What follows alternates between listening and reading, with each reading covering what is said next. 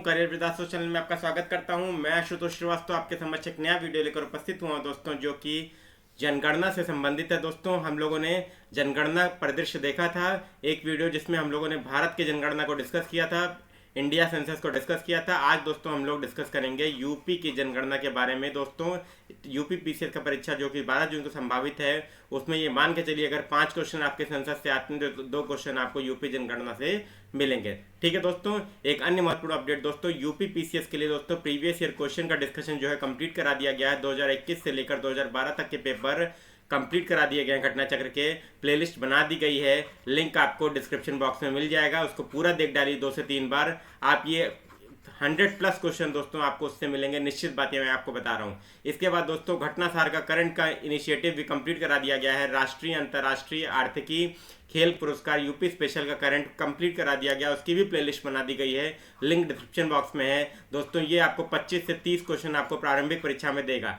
अगर ये दोनों केवल कोई बच्चा कर लेता है तो ये मान के चलिए कि 125 से लेकर 130 क्वेश्चन दोस्तों आप लोग सही करके आएंगे, इतना मैं गारंटी देता हूँ। ठीक है, तो दोनों की प्लेलिस्ट बना दी गई है दोस्तों, उसको पूरा देख डालिए। और दोस्तों 30 दिनों की स्ट्रेटजी कैसे आप इस 30 दिनों में क्या करें, ये मैं आज शाम तक वीडियो लेके आऊंगा, उसमें आपको बताऊंगा। ठीक है दोस्तों, तो ये वीडियो आपके लिए 3 से 4 क्वेश्चन दोस्तों आपको सब प्रारंभिक परीक्षा में देगा, तो इसको जो है जरूर ध्यानपूर्वक कर लीजिए, 3 से 4 बार जो है रिवाइज कर लीजिए।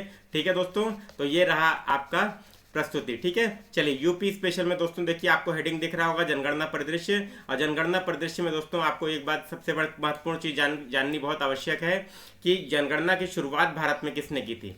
ठीक है, तो जनगणना की शुरुआत भारत में दोस्तों आपको पता है कि लॉर्ड किसने की थी, रिपन ने की थी 1881 में। ठीक है दोस्तों, पहली जनगणना भारत में कब शुरुआत हुई, 1872 में। ठीक है, लेकिन इसकी विधिवत शुरुआत हुई थी 1881 में लॉर्ड रिपन के काल में। इसके बाद दोस्तों प्रत्येक 10 वर्ष पर नियमित जनगणना होती आ रही है। ठीक है, क्लियर हो गई बात दोस्तों। अब दोस्तों हम लोग देखिए यूपी स्पेशल की महत्वपूर्ण चीजें हम लोग देख लेते हैं जो एग्जाम में पूछा जाता है। देखिए मैंने इंपॉर्टेंट करके स्टार लगा के ऑलरेडी लिख दिया, आप लोगों को कोई समस्या नहीं होगी।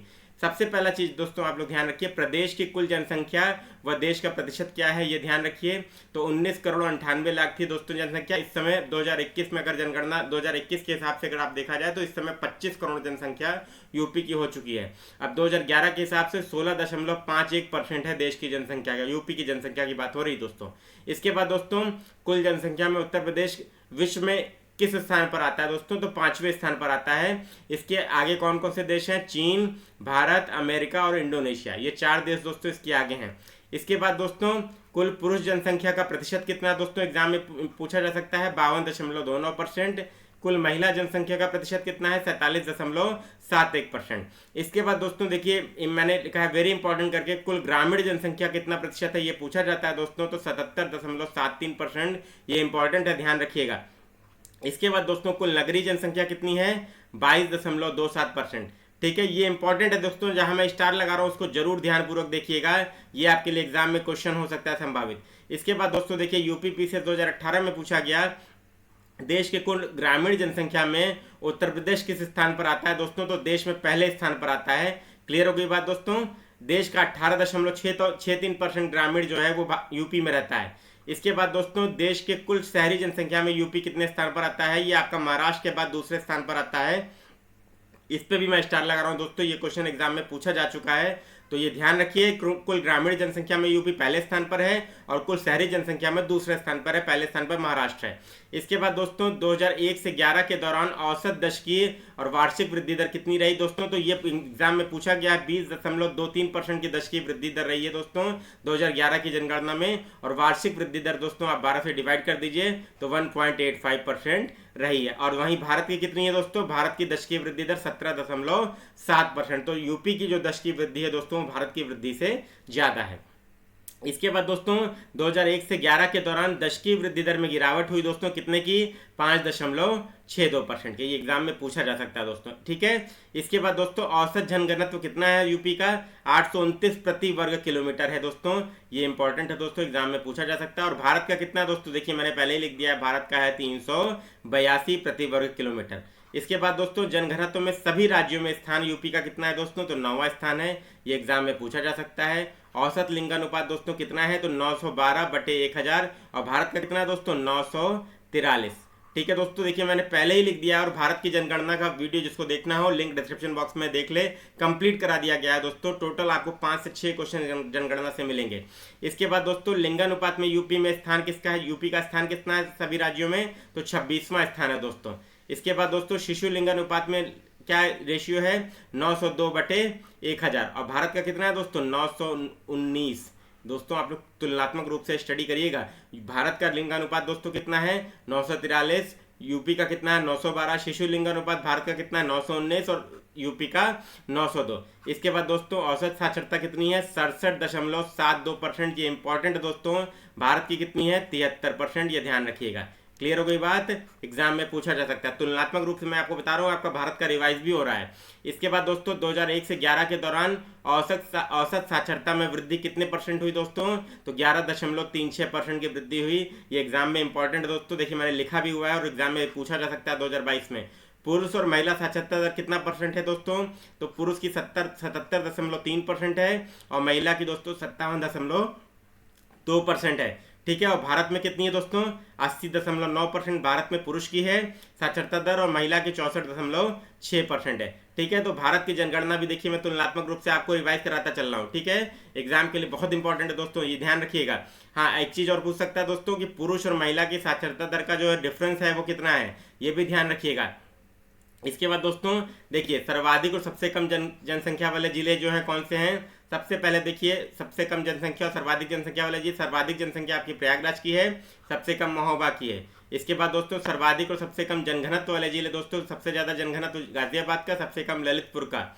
इसके बाद दोस्तों सर्वाधिक और सबसे कम साक्षरता वाले जिले, गौतम बुद्ध नगर की साक्षरता सबसे ज्यादा परसेंट है और श्रावस्ती की सबसे कम परसेंट है। दोस्तों सर्वाधिक और सबसे कम साक्षरता वाले जिले कौन से हैं दोस्तों, महिला साक्षरता दोस्तों। ठीक है, कानपुर नगर में महिला साक्षरता सबसे ज्यादा है और श्रावस्ती में सबसे कम है। इसके बाद दोस्तों सबसे कम पुरुष साक्षरता वाले जिले, सर्वाधिक और सबसे कम वाले, तो सबसे ज्यादा पुरुष साक्षरता आपकी गौतम बुद्ध नगर में है, श्रावस्ती में सबसे कम। इसका मतलब ये कहा जा सकता है कि गौतम बुद्ध नगर साक्षरता के मामले में सबसे ज्यादा आगे है और श्रावस्ती सबसे पीछे है। और पुरुष महिला की अलग अलग बात की जाए तो महिला दोस्तों कानपुर नगर में सबसे ज्यादा साक्षर हैं और पुरुष गौतम बुद्ध नगर में, और श्रावस्ती दोस्तों महिला पुरुष दोनों के मामले में सबसे पीछे है। ठीक है, इसके बाद दोस्तों सर्वाधिक और सबसे कम दशकीय वृद्धि दर वाले जिले दोस्तों, तो दशकीय वृद्धि सबसे ज्यादा गौतम बुद्ध नगर में है दोस्तों और कानपुर नगर में सबसे कम है। इसके बाद दोस्तों सर्वाधिक और सबसे कम लिंगानुपात वाले जिले दोस्तों, तो जौनपुर में लिंगानुपात सबसे ज्यादा है दोस्तों 1024 है, तो गौतम बुद्ध नगर में सबसे कम है दोस्तों 851। ऐसे याद रखिए दोस्तों कि गौतम बुद्ध नगर आपका क्या है, दिल्ली और नई दिल्ली, चंडीगढ़ और पंजाब के पास है, हरियाणा के, इसीलिए दोस्तों क्या है यहाँ पे उसका प्रभाव आपको देखने को मिल रहा है, लिंगानुपात कम है। सर्वाधिक और सबसे कम शिशु लिंगानुपात वाले जिले दोस्तों, तो बलरामपुर सबसे ज्यादा है आपका क्या शिशु लिंगानुपात में है और बागपत सबसे कम है। ठीक है, तो इंपॉर्टेंट दोस्तों पहला और आखिरी तो आपको याद होना ही चाहिए। इसके अलावा भी दोस्तों आपको टॉप 5 दोस्तों ध्यान रखना है, एग्जाम में पूछा जाता है। तो सर्वाधिक जनसंख्या वाले 5 जिले प्रयागराज, मुरादाबाद, गाजियाबाद, आजमगढ़ और लखनऊ, ये ध्यान रखिएगा, इंपॉर्टेंट है। ठीक है, न्यूनतम केवल एक का याद रखिए, महोबा का।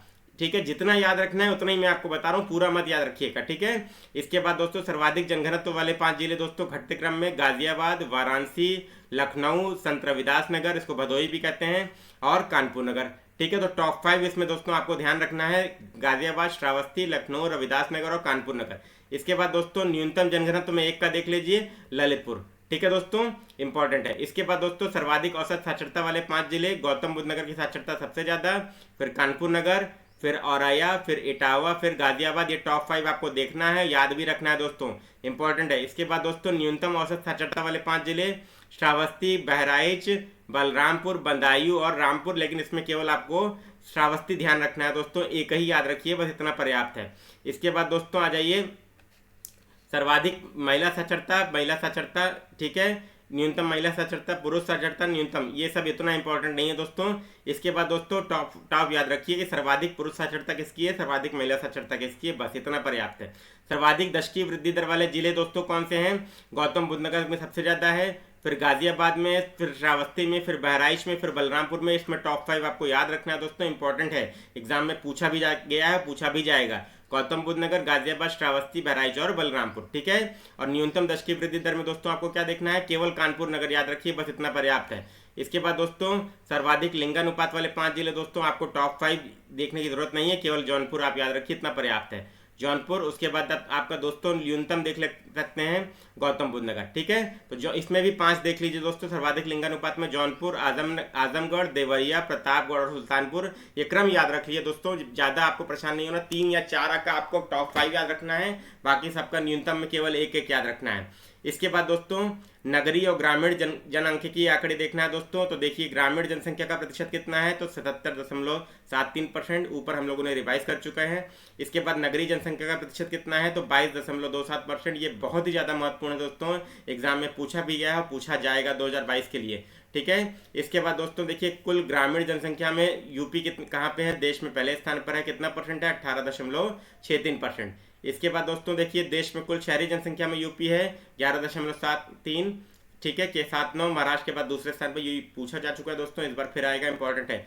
10 लाख से अधिक आबादी वाले वैधानिक शहर कितने हैं दोस्तों, तो 7। ये इंपॉर्टेंट है दोस्तों 2022 के लिए, क्लियर है, याद रखिएगा। इसके बाद सर्वाधिक और सबसे कम ग्रामीण आबादी वाले जिले, तो सर्वाधिक ग्रामीण आबादी प्रयागराज में, सबसे कम गौतम बुद्ध नगर में, याद रखिएगा 2022 के लिए इंपॉर्टेंट है।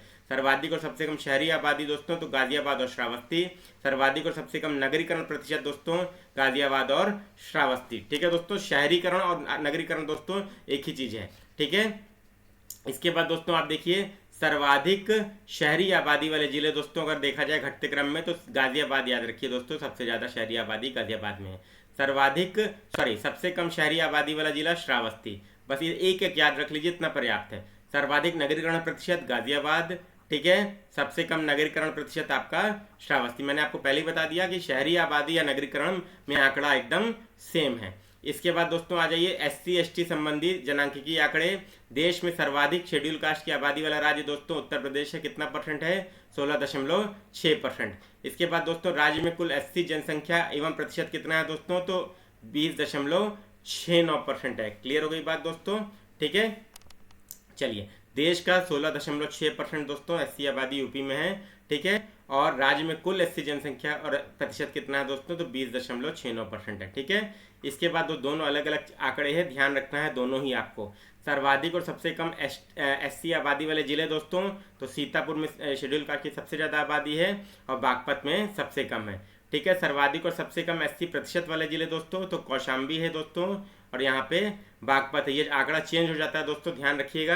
तो दोनों आपको ध्यान रखना है, सर्वाधिक जनसंख्या कौन सी है, सीतापुर में सबसे ज़्यादा है, सबसे कम बागपत में है, और सर्वाधिक SC प्रतिशत में कौन सा आपका जिला आता है, तो कौशाम्बी और बागपत। क्लियर हो गई बात दोस्तों।